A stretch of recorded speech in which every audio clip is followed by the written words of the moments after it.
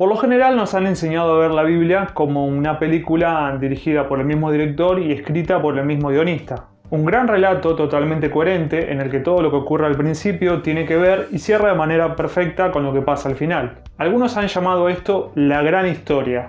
Pero la verdad es que, de hecho, esta creencia acerca de la Biblia es una gran narrativa, una invención, porque la Biblia dista mucho de ser la cohesión que nos dijeron que era. En la Biblia no encontramos una sola voz, sino diferentes voces, y muchas veces esas voces ni siquiera están de acuerdo entre sí. Esto siempre fue algo muy común dentro de la mentalidad judía, por eso existen libros como el Talmud, en donde se recogen discusiones rabínicas sobre tradiciones, costumbres, narraciones, parábolas y leyes judías. Para los judíos, las diferentes opiniones nunca fueron algo a silenciar, sino todo lo contrario. Puntos de vista que deberían ser registrados para que las próximas generaciones pudieran conocerlos. Y si uno lo piensa bien, es bastante lógico, porque ¿de qué otra manera podríamos sino aprender? Solamente conociendo las ideas que previamente se han planteado es que podemos evitar cometer en el futuro los mismos errores. Entonces, a la luz de esto, tiene totalmente sentido el decir que a veces es posible que la Biblia contradiga a la misma Biblia. Porque tenemos un autor que dice una cosa y luego viene otro y dice que no está de acuerdo con eso. Aunque, a decir verdad, esto no es una contradicción, porque para que haya una contradicción tiene que haber una sola voz. Y como decía, aquí lo que tenemos son diferentes voces, varias opiniones. Veamos algunos ejemplos de esto. Respecto al castigo divino por el mal cometido, la visión más antigua era que este castigo caería sobre la persona que lo cometió, como así también sobre su descendencia. Éxodo 25 dice lo siguiente: Yo, el Señor tu Dios, soy un Dios celoso. Cuando los padres son malvados y me odian, yo castigo a sus hijos hasta la tercera y cuarta generación. Y esto es exactamente, por ejemplo, lo que le ocurrió al rey David. Debido al pecado de su padre, el hijo pequeño cargó con la mortal consecuencia. Pero entonces, de pronto nos encontramos con una visión diametralmente opuesta. En el capítulo 18 de Ezequiel leemos que el autor dice que Dios dice lo siguiente: ¿A qué viene tanta repetición de este proverbio tan conocido en Israel?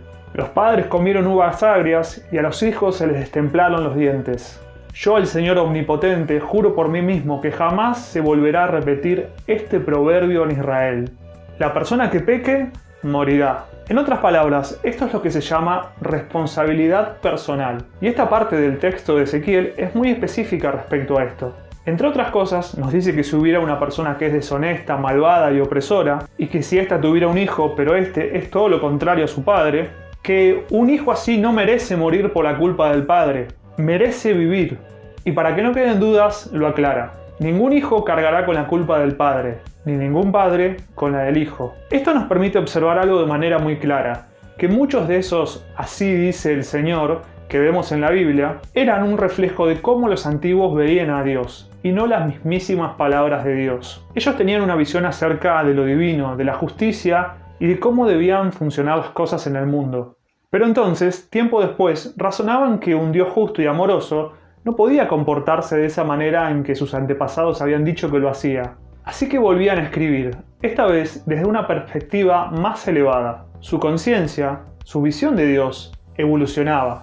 Y esto es exactamente lo que hemos estado haciendo desde entonces. Decidimos que Dios avala la esclavitud y entonces, cientos de años más tarde, nos damos cuenta de que eso sería imposible. Lo que nos lleva a una realidad que como creyentes nos han enseñado a ignorar. Tenemos que elegir.